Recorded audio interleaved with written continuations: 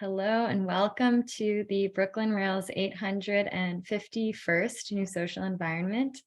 I'm Carolyn, a Programs Associate here at the Rail, and I have the extreme pleasure and privilege of being your MC today for a conversation featuring Maria Gaspar, Rodrigo Moura, and Gaby Collins-Fernandez.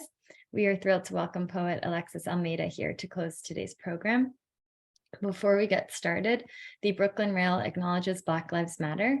Here in New York, we are on Lenape-Hoking, the unceded land and waters of the Wappinger, Canarsie, Munsee, and Lenni Lenape people of the Delaware Nation and Shinnecock Indian Nation. We recognize land acknowledgements are not a replacement for necessary decolonial work, but serve as a reminder of place, of the legacies of dispossession and enslavement that sustain and enrich the stolen land we're speaking from. And now to introduce today's guests and host. Maria Gaspar is an artist negotiating the politics of location through installation, sculpture, sound, and performance. She has been the recipient of multiple prestigious awards and has exhibited extensively at venues across the US and beyond. Gaspar is an associate professor at the School of the Art Institute of Chicago, holds an MFA in Studio Arts from University of Illinois at Chicago, and a BFA from Pratt Institute.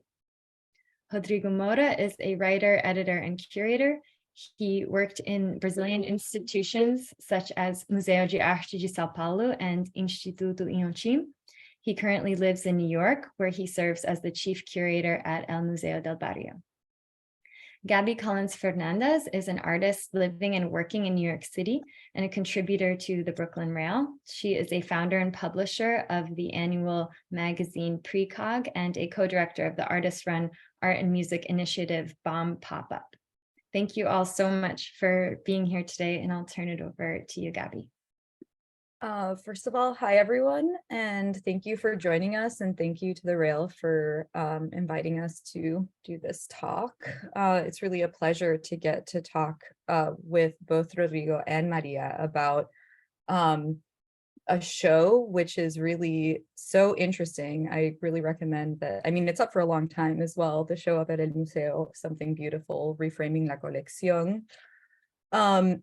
And I hope everyone can go up and see the show, and also specifically Maria's work, which was a commission for the exhibition. And because the show itself is so ambitious, it takes upon itself not just like the sprawling group, the group survey idea, right, inside of the whole museum, but also takes upon itself to question and represent the idea of El Museo del Barrio's permanent collection, what that means in relationship to an institution that was founded locally inside of the Nuyorican community in El Barrio, and also what the permanent collection might have to do with the concept that the museum has of its own past, as well as of its mandate and its future.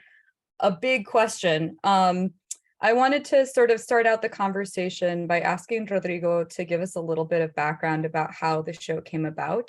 One of the really lovely elements of the show is a roundtable discussion that you had with a number of artists, curators, and writers, asking them about these questions, what they think El Museo is, what the collection ought to represent, what future steps might mean. And looking through this publication, which you have available in the galleries, is so interesting because there's no consensus, in fact, right? There are very diverse opinions across the board. And so I wanted to first, thank you for making that available, and also to ask you to kind of introduce both the project of reframing the collection and also how you ended up putting together this show. Oh, fantastic. Hello, everybody. And very good afternoon to you all. Boa tarde, buenas tardes. It's such a pleasure to finally be here with you all after, a great time of exchange and preparation. Thanks, everybody, for tuning in, for sure. And thanks for organizing the Brooklyn Rail.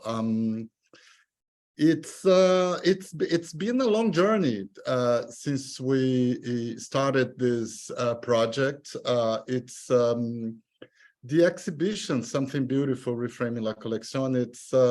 It's one very important and ambitious, as you said, and I thank you for acknowledging that.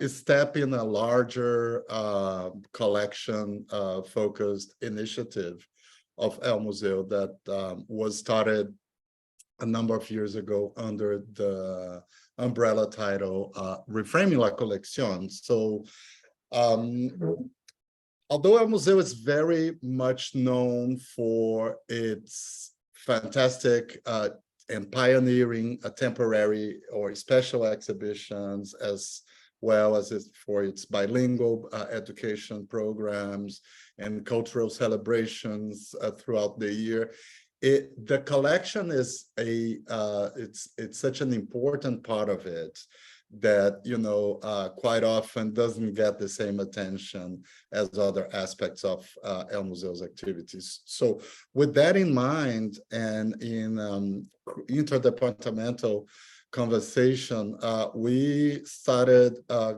permanent collection initiative that has, you know, different legs and arms.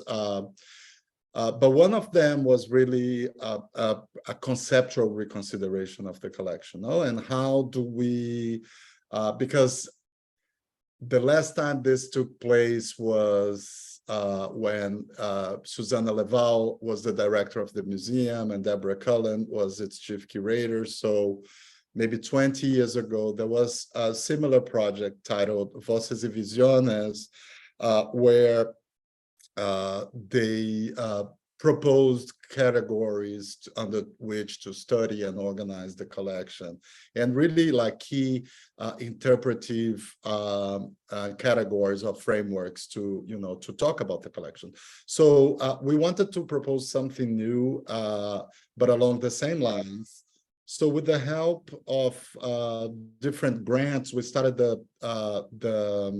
the research project. And the research project, a very important aspect of the research project was to, you know, come up with these categories, not necessarily as like closed typologies under which the collection would then be studied, but more like as regions, no, like conceptual regions where conversations could take place. And as part of these conversations, we proposed 6 categories. One of them titled African and Indigenous Heritages, Urban Experiences was another one, Graphics Expanded, Women Artists, Representing Latinx, and Crafts Intersection. So those were the regions, the conceptual regions we identify as really like the uniqueness and the, you know, the strengths, the fortes of El Museu's collection that could, you know, together trigger these conversations. And as a result, we bring together in the same room, you know, both virtually and in person, different cohorts to discuss El Museu's mission and the, you know, the role of collecting in its mandate. And so the booklet that you're referring, that is titled Reframing La Colección, are, you know, is made out of excerpts of these conversations that originally took place closed doors. And as one of the speakers then, we had Maria Gaspar, whose work we had shown as part of the Triennale 2021.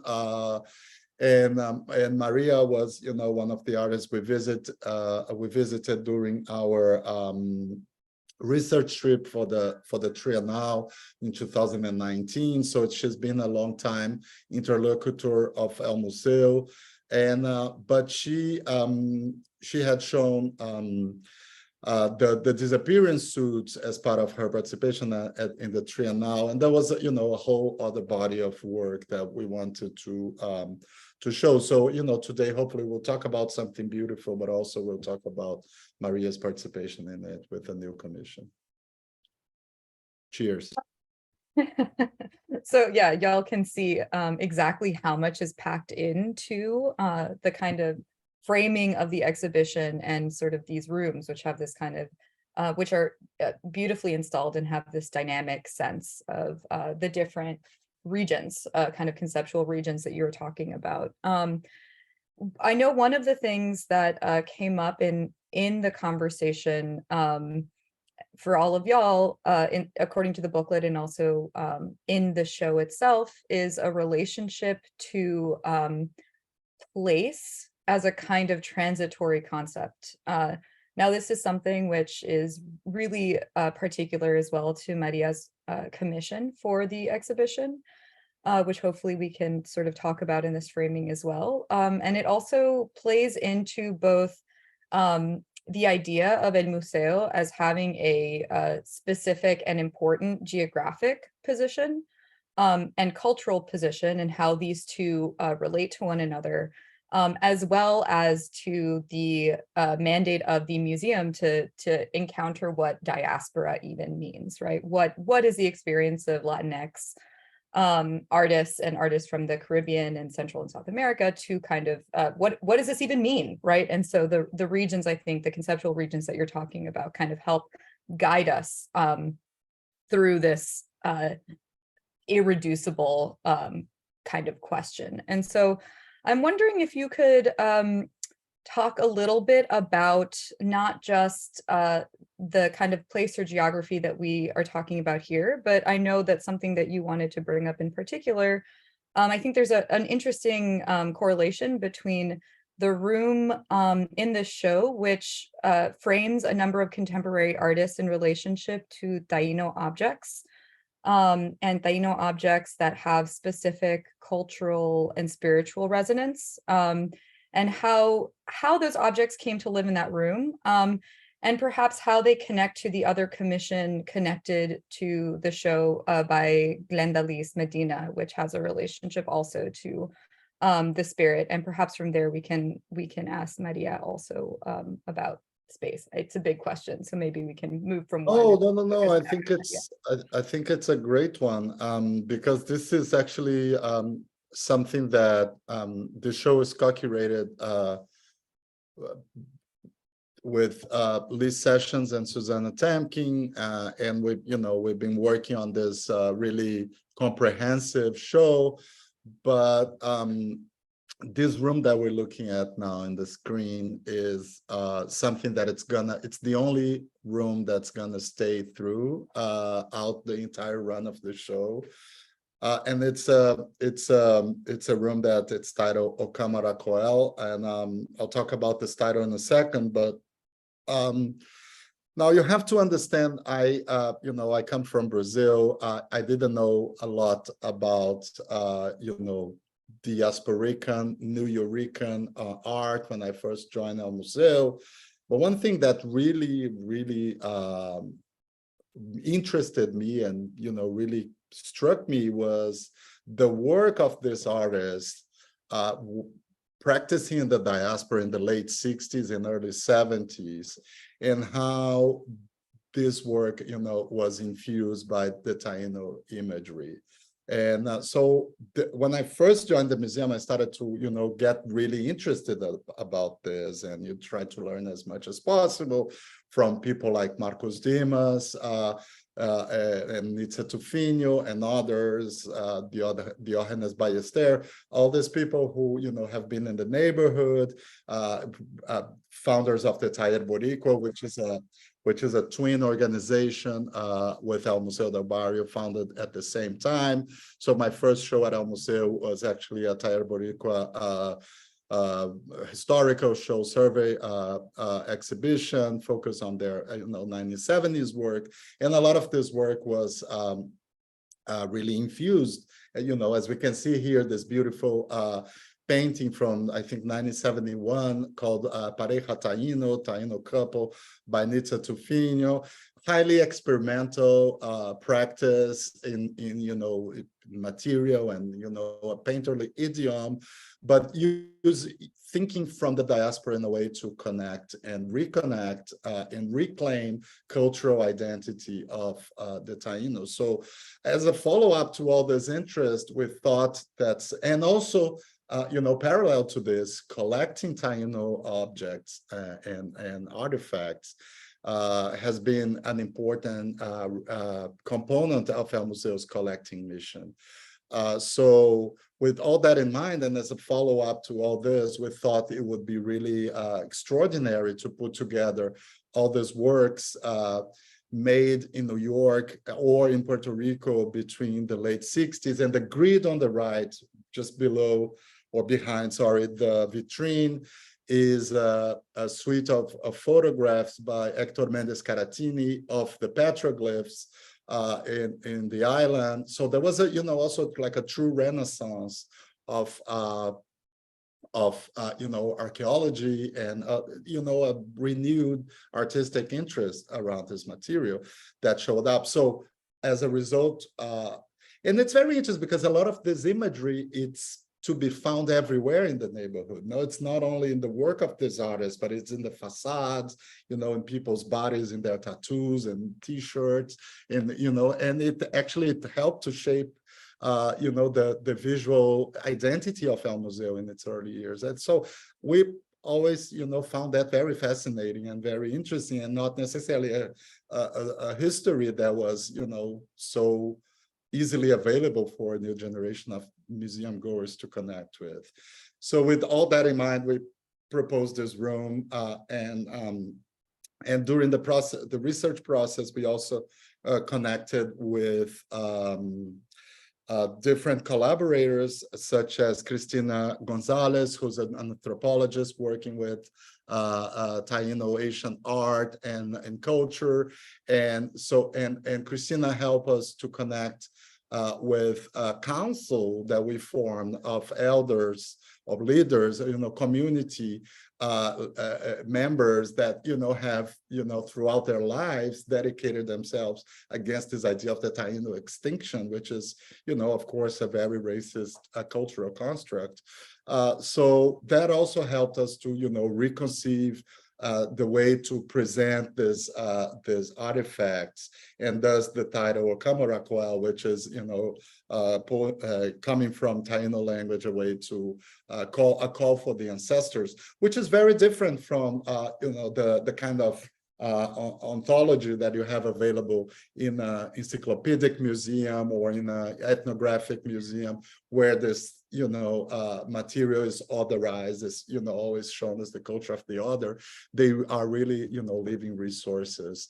And as a last just comment on that, and Amedieta is a very interesting example. And the same image of Atabey that appears in the photographs, and it's reprocessed in the sculptures and the ephemeral sculptures that Ana created in Cuba during her trip in the early 1980s. That also reappears in the work of Glenda Liz Medina, who was, together with Maria, one of the artists we commissioned to create new works, and to really, show us how this legacy is still being developed, or reappearing in the works of artists, younger artists working today. I mean, the way that you're talking about this is so lovely, because it treats Taino artwork and its legacy as something which is a part of living history, so that it kind of ties this idea of what might seem to be invisible as in fact visible as a part of a landscape and a community. Mm-hmm. And it seems, for instance, I mean, not to make an easy contrast, right, but in Maria's work, especially in your work in the show, there is a different relationship to both visibility and the kind of the destruction of this one part of the Cook County Jail, part of the correctional facility, which is shown to us in a kind of like excruciatingly long frame, enormously. I think it's a 60-hour-long video or something like this, right? Yes.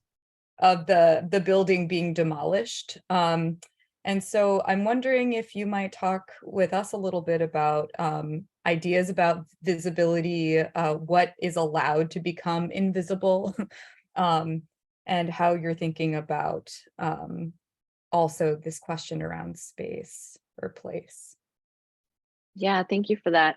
It's also so lovely to hear Rodrigo talk about the details of the exhibition. It's such a robust show, so I feel like every time I have an interaction with the show, I'm learning something new. So yeah, I mean, I think and I was really excited to be part of the dialogue that Rodrigo, Lee, and Susana and others put together at El Museo some time ago. I think that was maybe a year ago. I can't remember.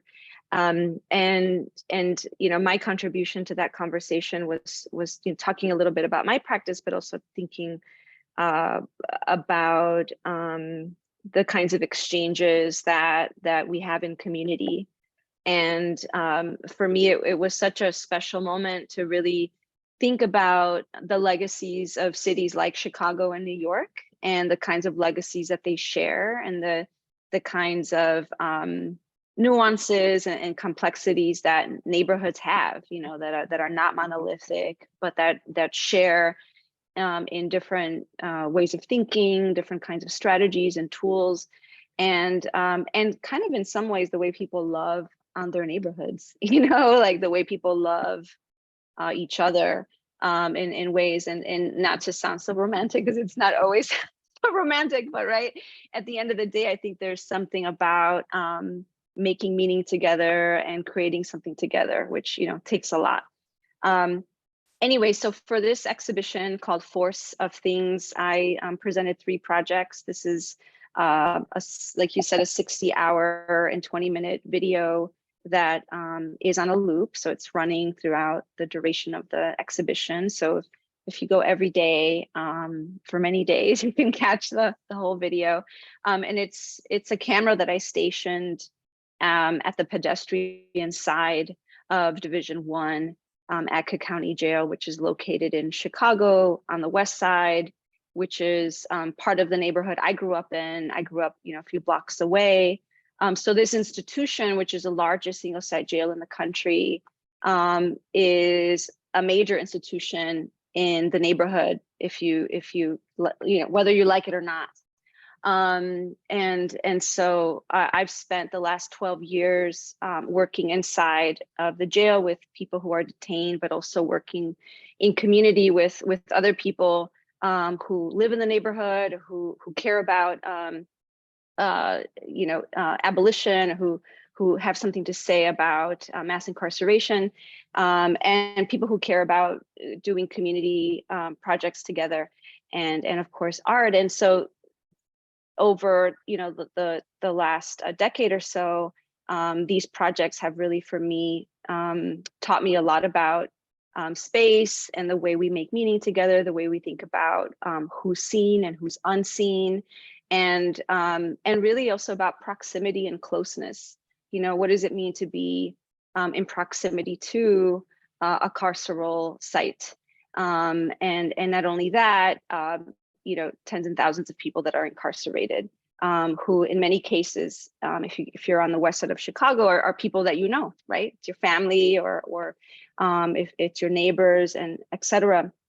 And then I have 2 other pieces in the show, which are photographs of jail bars, which were debris that I collected while I was shooting the start of this particular building to finish. You know, so as soon as the demolition started, I began shooting this one building from start to finish, and a couple weeks later, it was totally demolished.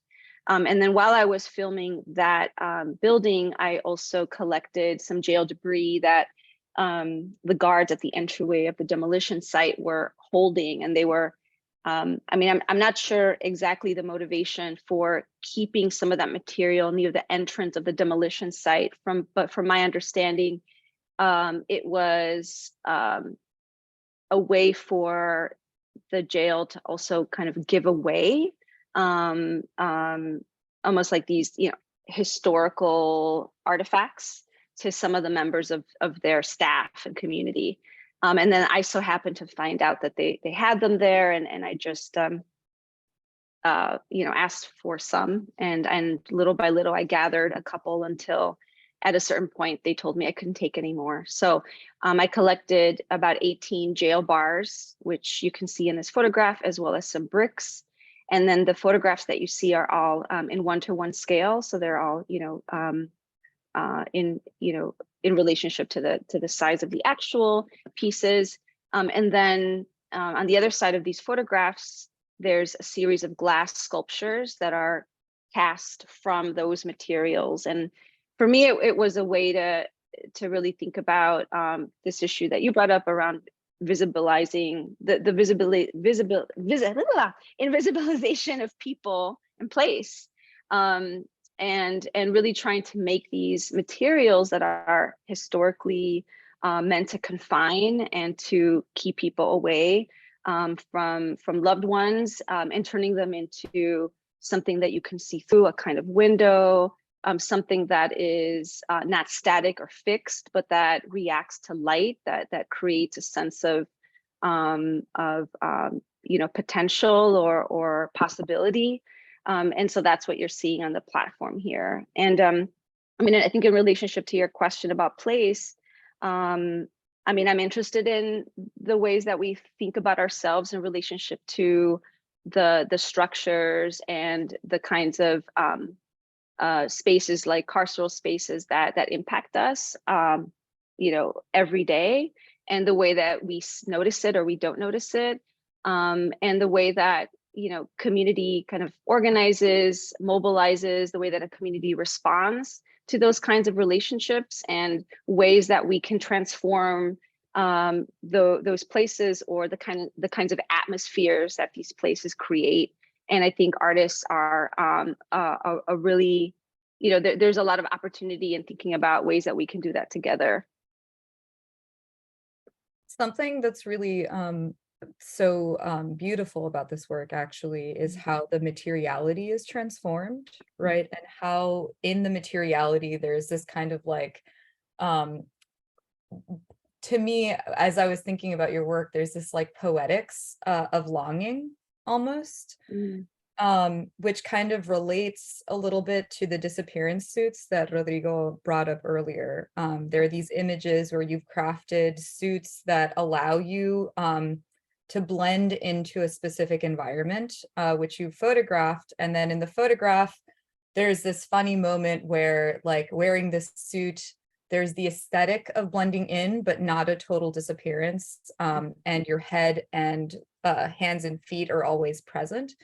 So the gesture kind of reads as like talking about the wish to disappear, or like the inability to disappear. And I was thinking about those suits, which I know were also exhibited at El Museo, and thinking about the transformation of this, the jail debris into these like very beautiful glass objects, as kind of participating in this simultaneous wish and inability to disappear. So that the flip side to how certain carceral structures invisibilize people is also the things that are not allowed to disappear, right? The things that are not allowed to go away. And I'm wondering if those sorts of material poetics, if you could talk a little bit more about that as well, the kind of the way you think through materiality and form.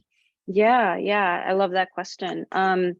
Yeah, I'm really interested in the way we think about the ways we see ourselves, the ways that we see ourselves through others, and for me that connects to issues of surveillance, and the way that we use visibility or invisibility as strategy, as a form of strategy to move through the world, to navigate the world through very much a racialized body, or marginalized body. And I think that there is something to learn from those strategies, that sometimes to be invisible is a strategy to move through the world, right? Or maybe it's to be seen. Like there's different ways that we do it. And I'm interested in the politics of that, like what prompts those decisions, and how much are we seen, right? And I think about opacity and the way that we kind of maybe, work through this idea of opacity. And so when I cast these in glass, I was thinking about the history of glass, and learned how glass, wasn't always see-through. Initially glass was mostly opaque, and over time and through many years later, and people experimenting with different kinds of chemicals and whatnot, we were able to get the see-through glass, which is what we use now. And so, and thinking about glass also as having this functional purpose, not only it being this very beautiful material, but that it's liquid and then it's solid. It could be liquid again. There's something very much related to alchemy in that material that I think a lot about. And so I thought about that material as having a sort of potency that makes me also connect to iron, because all of those bars, minus the bricks in the photographs, they're also, it's also a material that's, unearthed from the Earth's core in many ways, and the way that it's been industrialized. So there's both a kind of functionality, then there's also this beauty to it. There's, a connection to the history of railroads, of iron and steel in this country, and so I don't know. There's just so much just to think about the material itself. And so for me, as an artist, even when I'm working in community projects at the jail or in other spaces, a lot of what I feel like I'm doing or we're involved in is in this act of constant transformation. It's just like constant act of trying to transform something, of trying to transfigure something. And there's something really exciting and meaningful in that process. And it's that process for me that, whether I'm engaged in a project with just me in my studio, or with fabricators, or with community members or detainees, that there's something really powerful about that transformative process that we're engaged in, and the decisions we make about material, about presentation, about the way the thing is going to read to the public or to family and friends, right? Like all of those things get taken into consideration. I know the politics of form is something, Rodrigo, that you've thought about a lot, or you and Susana thought about as a curatorial kind of mandate may not be the right word, but is something that I'm sure came up in how you're putting the show together. I also know that you, I'm sure, have questions and had long conversations with Maria about these particular questions. It's so striking to me how in this very spacious room where we see this demolition and the jail represented in so many ways, it's actually not there. Like, it takes you a second to understand that you're seeing this thing both disappear, right, turned into an art photograph, right, and cast into something that's so translucent that, like, the subject of the work, which you think is the prison, is something that, like, as you look at the work, dissolves almost. Like, you realize that you're looking at representations in this particular way. Which I think also relates to how you're talking about the complications around carcerality, the problematics about how we see and don't see, right? Or how we account for what's present and what's not present. And so I wanted to just open up the conversation here, and also invite Rodrigo to, maybe talk also about what you and Maria were thinking about, and also how this idea of the politics of form as politics, and this kind of like necessary and impossible documentation, like how these things. I feel it's so great to be in conversation, and actually, to see so many of these ideas from you, Gaby, and from Maria together in dialogue, because it's really such a complex work, and it's such a complex presentation of the works as well, because I think the relationship between the three elements is really central. But just to, backtrack a little bit, or rewind a little bit. I know I've, brought up the Triennale participation already, but there was, that moment for, for the urban experiences. So that was one of the categories, like really looking at the history of El Museo, being founded in a specific neighborhood of New York, in a specific, place and time. So we gathered this group, to talk about how, urban experiences could and should be represented and, reconsidered as part of El Museo's collection effort and, reconsideration. So, and Maria was part of it. And so she, I think, joined from Zoom, if I'm not wrong, like a year and a half ago. And there was like a number of videos she shared that I really encourage you to check online. They're on the El Museo's webpage. If you go into Something Beautiful, you're going to see a page dedicated to the commissions. And on Maria's page, you can access those videos. And they are, really wonderful documentation of different actionism, activism. I was really interested in this, mutual occupation of actionism, like performance and activism, sort of occupying the same space of the street, of the urban fabric. That Maria's been doing over the years, and they're really highly participatory in nature. They occur both inside and inside the jail, but more often than not, they're not. We see this the wall, right? This really presence of the wall.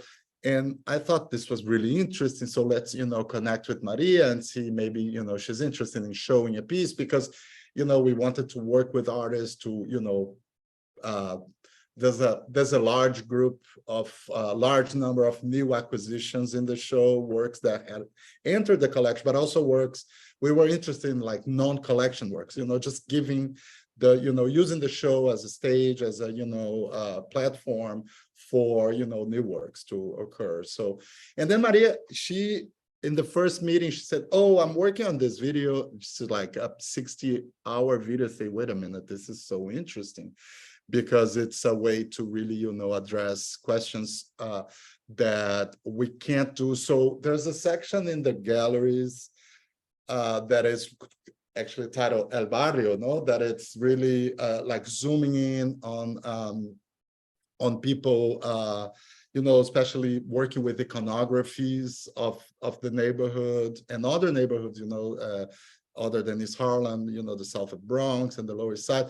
But, this urban presence, really like being on the street and occupying the street and using the street. There's another section that is, in relation, that's called The Street Becomes. So it's really, looking at actionism and activism. But Maria brought something that it was, for us, was something that we were not seeing, that, was like more related to time and space and form.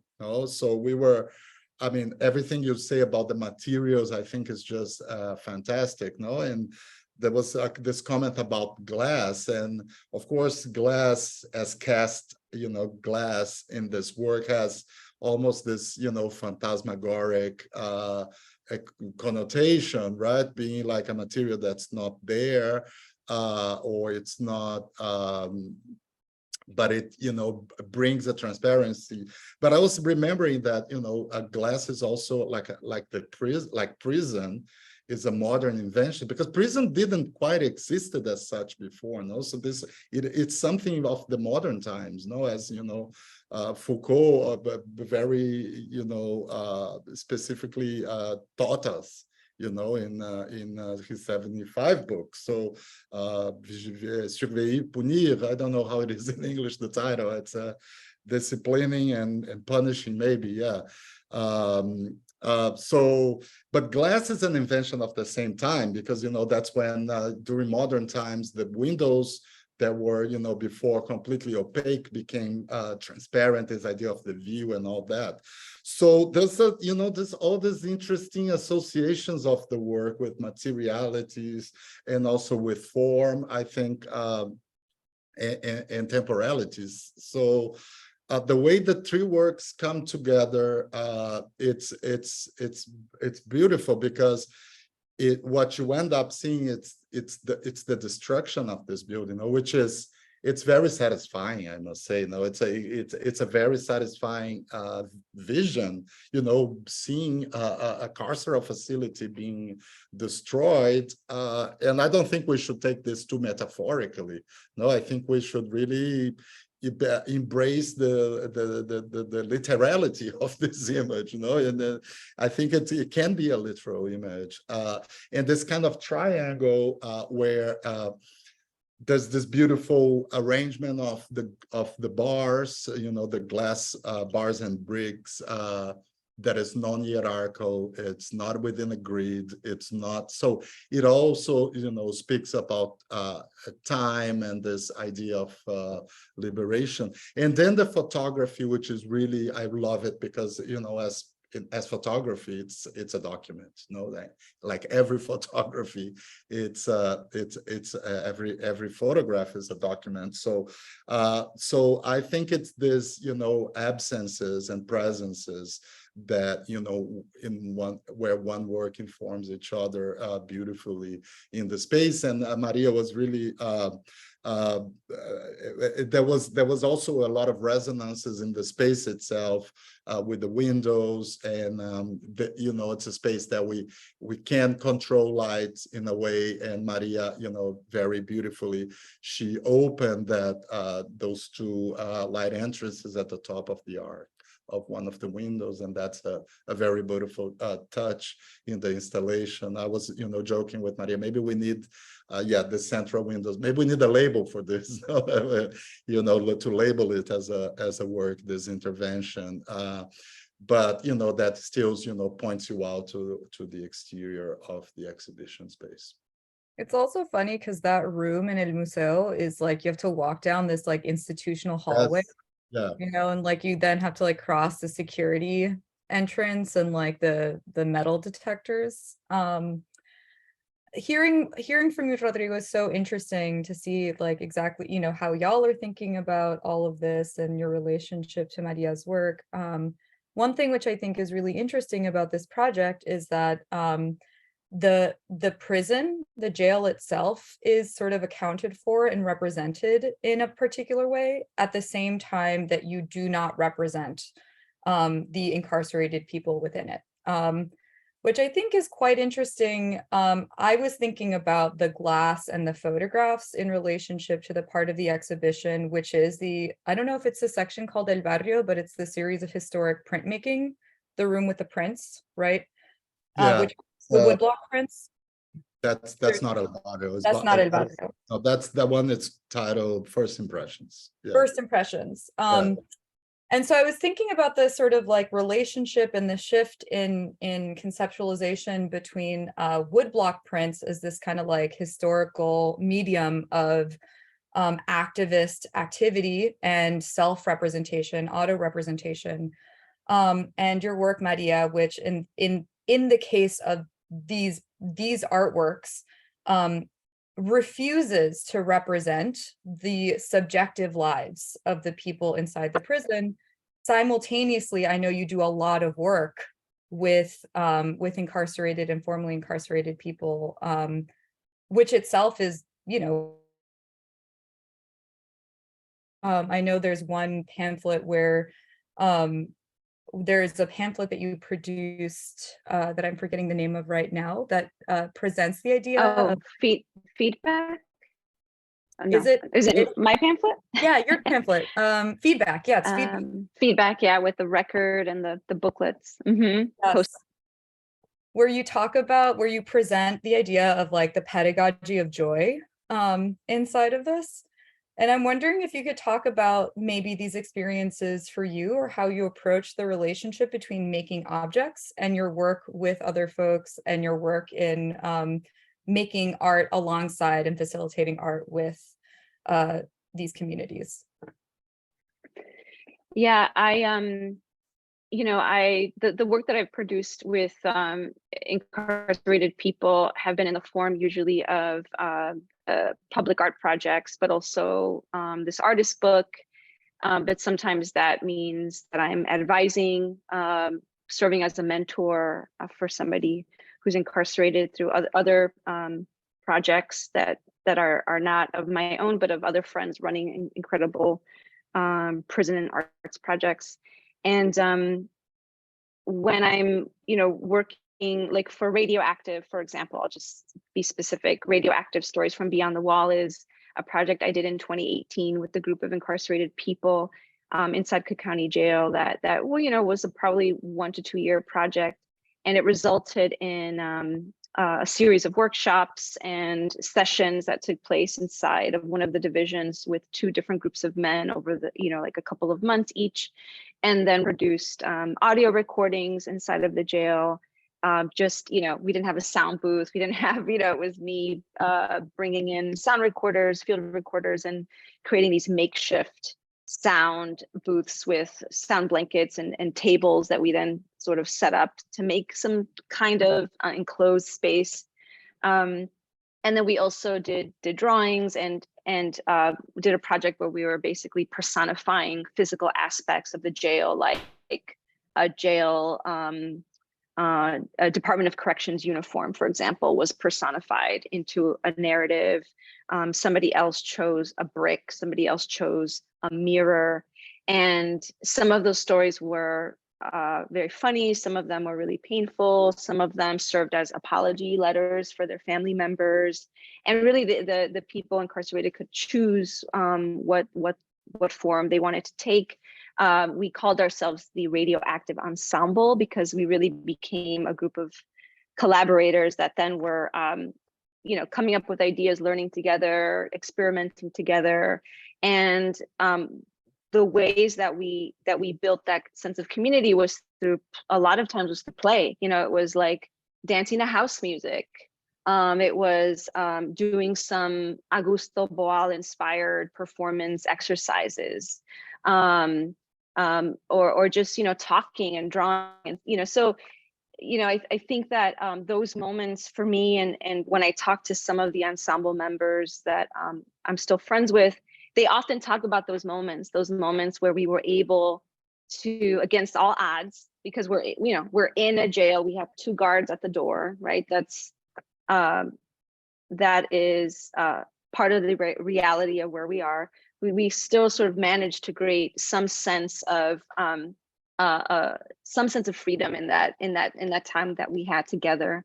And of course, I think probably another longer discussion, but I can go in and out of that jail, right? I had that ability to do that, but the ensemble members were there for a certain length of time. They didn't know what their futures held, right? Like a lot of them were awaiting trials, so they couldn't talk about their cases. We had to be really careful about the kinds of things we were recording. So all of those things were part of that process. And I think, it's about trying to make meaning together, but at the same time, understanding that it's a high stakes situation. It's different from, me making something in my studio by myself. It's 2 different ways of working, and that understanding that there's just different ways of working is okay. And I think for me, I've, in some ways, as I've been doing this work for a while, I've just embraced that there's just different kinds of ways of working, and kind of letting myself, also play with material and still have this, this excitement for material, just the way that I have an excitement for working with other people and building something, and not knowing, most of the time what's going to happen, right? You just sort of go with it and just trust that it's going to be amazing. And hopefully. That leads me into what is probably my last formal question for both of you, which is that the title of the show is Something Beautiful. And Maria, you've been talking a lot about the various operations in your work, which are transformative, right? Finding a way to create moments of freedom inside of, arguably the least free place you could be. And along, as a part of the construction of the show as well has to do with the relationship between experiences that may not feel free or may not feel beautiful and experiences of beauty, the creation of art, which has a connection to beauty. And I was just wondering if both of y'all could talk a little bit about what something beautiful is for you in this show, in your work, in your hopes for what El Museo might be, etc. Yeah, I mean, this is such a beautiful question. Yeah, I mean, your question is beautiful. I think we just, to answer on more like technical level, this what the title came as we were looking for a title, the three curators of the show. And I felt like, after doing Estamos Bien, this is a title that, it's very celebratory again. But I think it's less sarcastic than Estamos Bien because, and there was actually my colleague Lee's Sessions' suggestion, this title, which we all embrace immediately. It comes from a print by Marcos Dimas from the Tair Boricua 25th anniversary portfolio. And there's a poem in this, I wish I had the poem here to read to you, but there's a poem in this print of the same name, Something Beautiful, by Tanya Naomi Ramirez, who, in what she describes in the poem is how this sort of diasporic identity was something to dance to, something that it always puts you in motion in terms of music, in terms of identity, and how do you position yourself in the world, how you see yourself in the world. And we thought this would be like such a, sort of frankly catchy title, but also a great entry point for people to see the show, right? So I think it's there's so many beautiful things in the show. Now, I think it's very beautiful how the Young Lords closed the streets of his Harlem in 1973 with garbage in Hiram Aristani's photograph in The Street Becomes. I think it's so beautiful how, the Kuna people really makes you see, if you can go back to the previous image, makes you see the work of Carmen Herrera or Evelyn Lopez de Guzman completely different, but just understanding that abstraction, it's not a exclusive domain of Western art. And there's so many other beautiful things in the show throughout, I think it's, there's something beautiful when you understand how the section on performing gender it's narrated in the show, and how this makes us think of like gender as part of our identity, whether we are what we are or whatever we are. And this is how I see this title coming into as an entry point, as helping you to navigate the show and find something beautiful for you.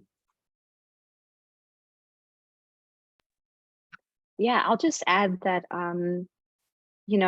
I think in some of the places that I've worked and where I've spent a lot of time, I think there has been a sense that only some people deserve beauty, and everybody deserves beauty, right? And we can find beauty in so many things, and an experience or in exchange. And so I think that this idea of something beautiful is one that is filled with a richness, with a nuance that sometimes is forgotten when we think about like highly politicized spaces or issues. And for me, it really kind of shows up in the sensations we feel, you know, when we're working together, or the sensations we feel when we're looking at an incredible object or image or piece of music, right? That there's so much in that experience that is so worthy and that is essential to our humanity. And when I think about carceral spaces, I think they try to take all of that away, you know, any form of sensation and humanness that you try to hold on to, you know. And so I think it's really, really important, right, that gets foregrounded in as much as possible in the kinds of projects that I'm involved with, in addition to talking about these, you know, critical, thinking about these spaces in a critical way too. And I wanted to also just say that in a little while, we're going to show a video of a performance that me and my colleague, James Gordon Williams, who's a musician and a composer and an improvisationalist, did a performance at El Museo a couple of weeks ago where I brought the physical bars. We brought them from Chicago to El Museo, the jail bars made of iron. James lined them up in a certain arrangement that he chose, and he performed the bars with mallets, brass mallet, rubber mallet, and he transformed them into something really incredible. And sound and resonance and vibrations came out of these bars that have historically confined people. And we thought of these things as a release, because, you know, after, in terms of sound and the way that music works, there's the attack. When you hit the material, there's a delay, and then there's a release. And I kept thinking there is something about that release that is an important element that maybe we can learn from and gain something from as we experience this performance. So Thank you so much. That's such a beautiful. Rodrigo, did you want to weigh in? Oh, just say that excited to see the video, and I will save like the best for the last. So on to that. So I think we'll watch the video for a few minutes, and then we'll transition into Q&A from all of y'all.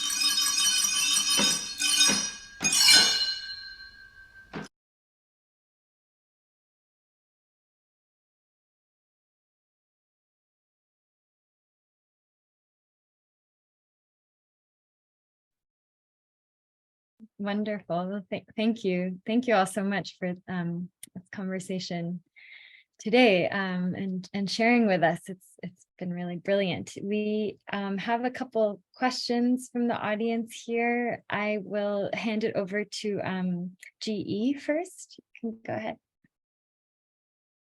Thank you so much, Carolyn. Thank you, everyone, especially that wonderful coda at the end. A question is, do you believe that the manifestations of art, especially in a show like this, they come to us in the form of a call in order to speak to us in our own states of disruption and alienations and distances, and finding maybe an alignment with others and others' states of such ways?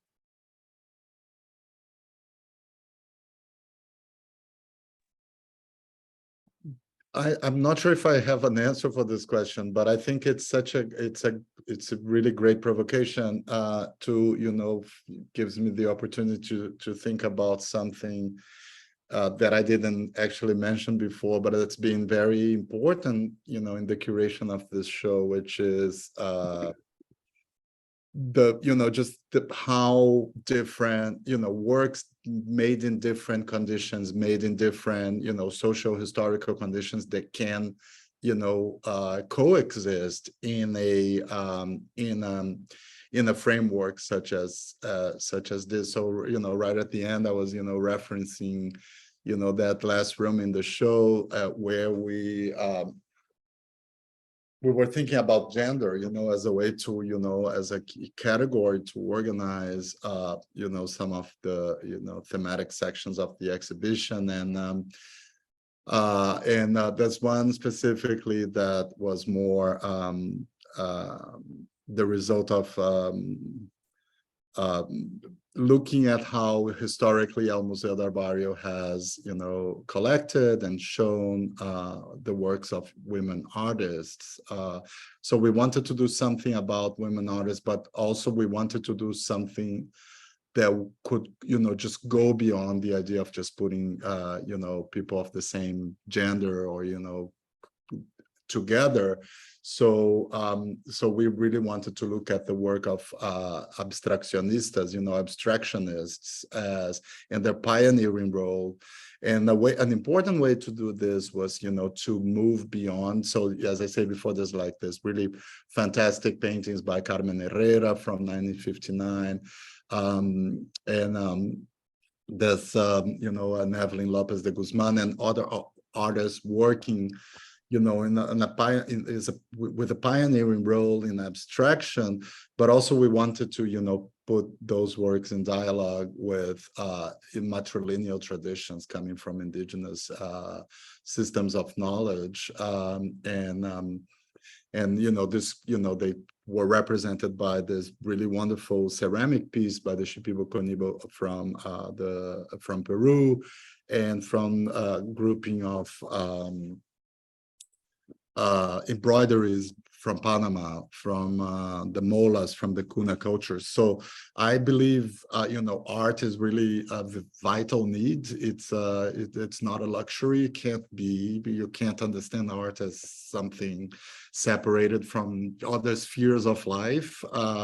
And I think, by creating these dialogues and moving beyond the restriction of our historical categories, or or using them in a more innovative way, you can really make sure this is something that Maria said before. That beauty, it's not for everybody. There's this really elitist idea of the artwork as something to be separated from other spheres of life, and which I'm completely against. So I don't know if that answers your question, but it's a way to address it. Thank you. It certainly does. Thank you. Thank you. I wanted to just maybe add one thing to that. I was working with an ensemble member named Christopher Coleman, and he was part of the Radioactive Project, and somebody asked him what it was like to do the project, and he said something like, it made me feel so free that even the guards were unshackled. And I thought, like, I was blown away by that comment. And speaking of, I was thinking about your question as like, have something that get, like there's a pull, like something it's like an undeniable something. And I feel like that description might fit your question. Oh, that so aligns with good what I way. was. Yes, absolutely. Thank you Yeah. so much. That's so Yeah. aligns. Thank you. Yeah, thanks. Thank you, GE, for that question. And we encourage folks to feel free to raise your hand, or you can put your question in the chat. I have a question. So Maria, I'm wondering if you would speak a little bit more to the choice to make the photographs one-to-one, and also maybe the choice of putting the glass objects on the floor in terms of like this resistance maybe to metaphor, or you speaking about transformation, maybe instead of like a diagnosis of a problem. Yeah, I think I'm so interested in material that is to scale, and I chose to photograph those the jail debris in one-to-one scale because I was thinking a lot about what it would mean to exhibit the actual jail bars, and Rodrigo and I we talked quite a bit about it, and the final conclusion was that the bars, showing them as they are, that they still hold their kind of their power, their initial power, as objects that confine and that sort of hold that sort of historical power and all the pain that comes with it.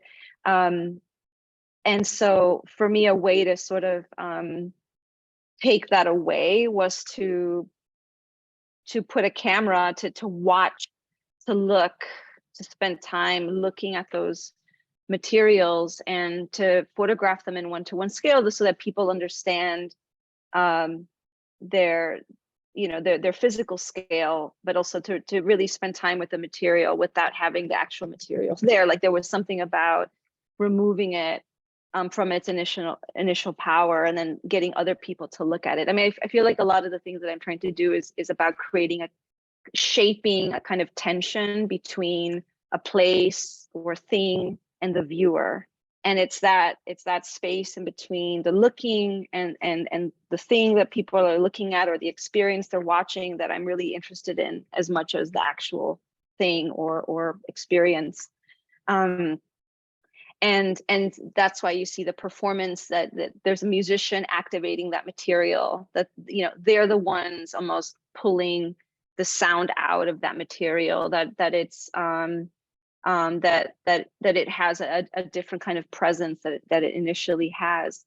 And in terms of the glass material, the sculptures on the ground, I'm interested in the way that things have a certain kind of presence, that there's a passivity in some ways to the material being on the ground.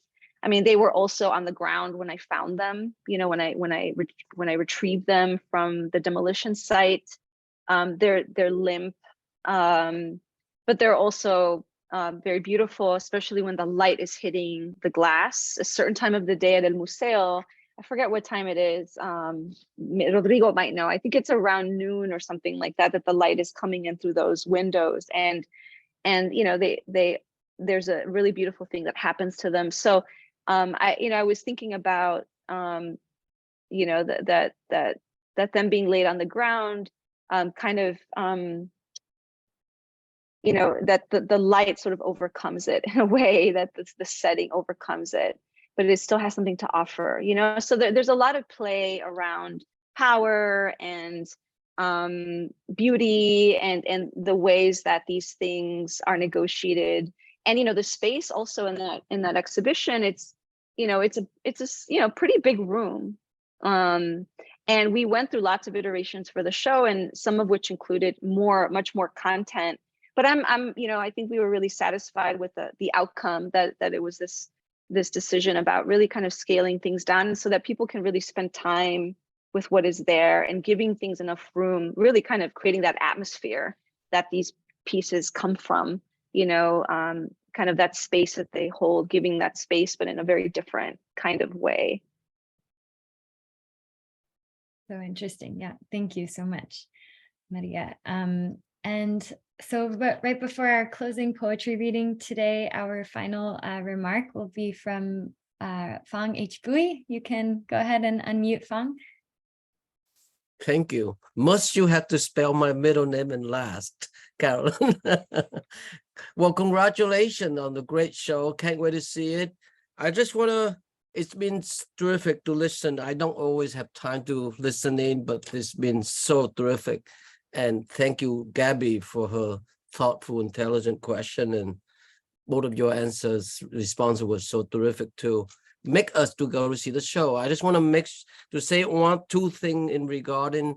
Number one is your reference to beauty, Maria, which I just remember the passage, few lines from Emerson's great poem on the flower, Rhodosa, you know, where he say, if the sages as thee, why this beauty is wasted under the sun?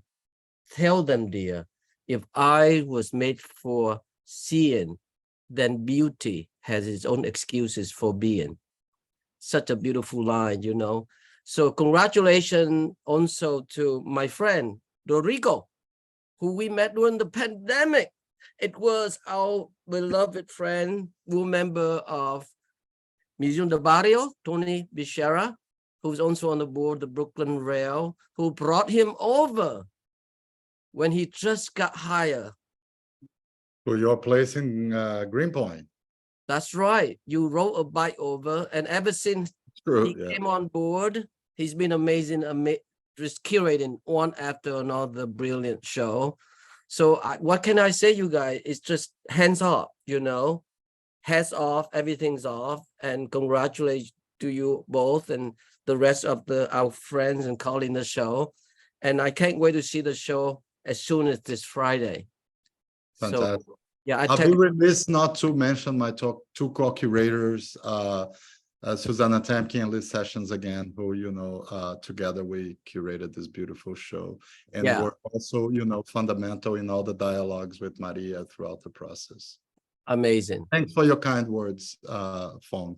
Absolutely. Thank you so much. And please go to this show.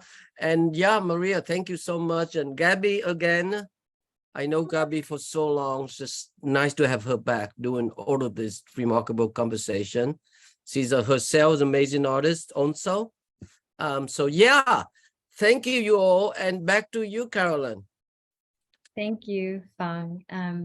And yes, so we have a wonderful tradition here at the Rail of ending our community events with a poetry reading. And today I'm so thrilled to welcome Alexis Almeida here to the virtual stage.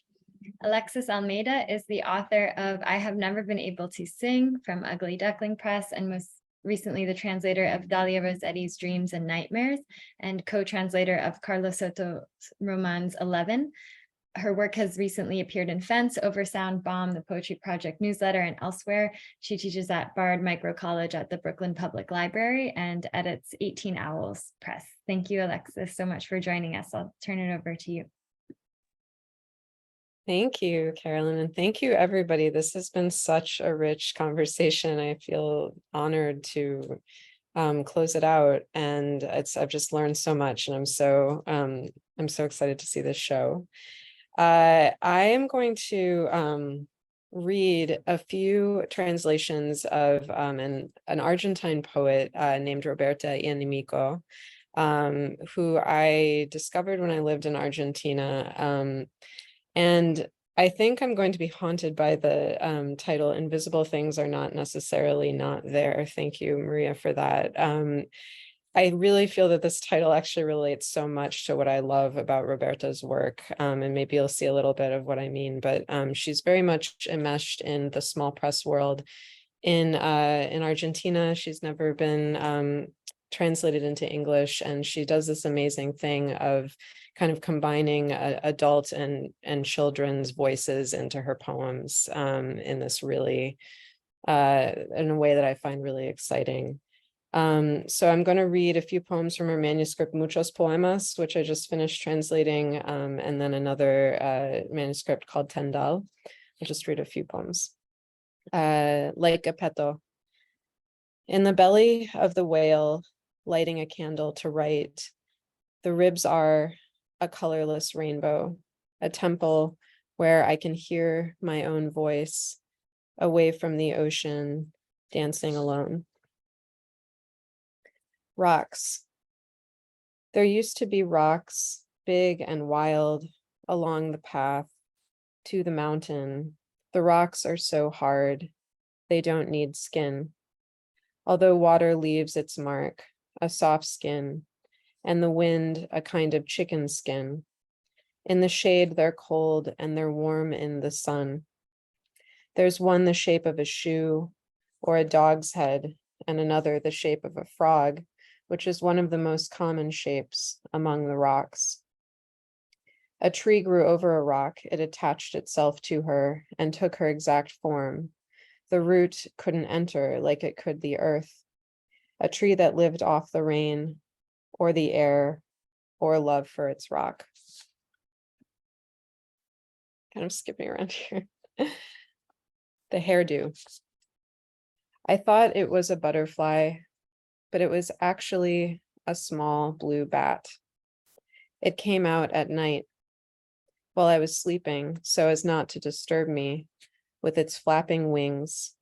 I trapped it and put it under my pillow and kept sleeping. When I got up, Flor, who had been helping me, said, "Don't be scared, but there's a little blue bat in your hair." It was what I feared, what I most wanted to avoid. But there it was, gripping my hair like a glowing clip. And I'll just read one more called The Cartwheel. When I was a girl, I didn't know how to do a cartwheel. When I brought my arms to the ground, I didn't dare lift up my legs. I kicked lightly like foals. As for the other girls, they all did cartwheels. Some of them could cross the entire yard, doing one cartwheel after another. They were stars, turning, turning. In the moment when your head is down and your legs draw a compass's circle, your hair grazes the floor like a broom of silk. When you come up from the cartwheel, you have to rest your eyes a few seconds. I was older when I learned to do it, in the 6th grade. I practiced in secret. I cried in secret. At once I knew something obvious, something natural, like the first time you understand how to float on water. You don't have to do anything. My open body was flying over the surface of the earth. A brief contact with each of my 4 points. One more flower in the spring air. Thank you. Wow, thank you so much, Alexis, for sharing those with us. Really beautiful way to close out such an amazing event today. Thank you, Maria. Thank you, Rodrigo. Thank you, Gaby, and everyone at El Museo del Barrio for their support in preparing for today's event. We would also like to thank the Terra Foundation for American Art for sponsoring our NSE program and making these daily conversations possible, and for their support of our growing archive, which you can view on the Rails YouTube channel. For 22 years, the Brooklyn Rail has provided a platform for the arts, culture, and politics through our free monthly publication and public events like our daily NSE. Please check the chat for a link to donate to support the Rail. Join us tomorrow at 1 p.m. for a poetry reading curated by Ali Warren. And you can now all turn on your microphones and say hello and goodbye as you leave. Thank you so much for joining us today. Thank you so much. Thank you. Thank you so much. Everyone. Thank you, Maria. Gabby. Thanks Bye, for everybody. meeting. Rico. Thank you, Gabby. Thank you for being here. Thank Thanks, you, Gabby. Alexis. Thanks, Maria. Oh, beautiful reading. Thank you. Rodrigo. Thank you. Oh, Thank you, bye. guys.